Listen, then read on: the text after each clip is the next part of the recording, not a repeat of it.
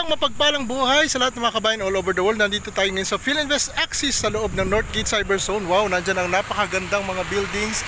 At doon pa sa gawin yun ay marami pa tayong mga offices. At ngayon kasama ko po, no other than the 2014 Top 2 PC of the Year. Siyempre si Sir.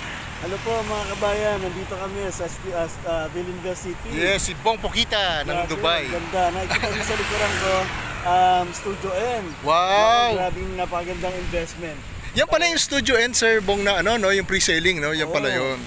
Oo. 15M lang. 13,000. Diba? 13,000. Oo, meron pa siyang hangover ng levels eh. Sorry guys, galing kasi kami ng the levels. Meron din yan, doon yan. Yan, doon na yun. Kaya tingin ko tuloy lahat this time.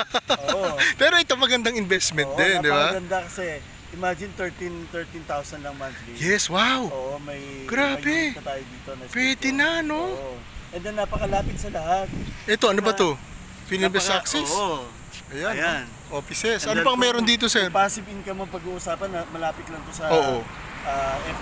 Oh yes, FEU. Doon lang yun, Sir. Doon sa kabila. Yes, Doon. Oh, doon lang yun. Then, nasa kabila lang, Studio City. Ayun. Pag ready na ang gusto, no? Meron din tayo dyan. Napakaraming kabayan na natin ang nag-invest dyan. 5 to 6 months DP lang. Wow! Makalipas. Wow! Merong early move-in! Grabe! So pagka, Sir Bong, ito palang pre-selling ang gusto. Ito, pagkaya yun ng bulsa, 13,000 dito tayo sa Studio N. Pagkaya naman ng bulsa din at gusto ng kumita na, nandito naman. So ang concept pala nito, Sir Bong, is para kang landlord, no? Oo, grabe. At saka hindi ka na mahihirapan magpaupa kasi napakalapit sa lahat. Oo nga. May eskwelahan. Ayan, nandun nga. Oo, doon, no? Andyan yung mga malls, mga BPOs, ang dami. Mga medrep, mga estudyante, no? Ganun, no? Nandito lahat. Eh, dito pa lang, Sir Bong, sa PhilInvest Axis pa lang, oh. 4 na towers yan. Eh, napakadami pong empleyado dito. Wow, grabe.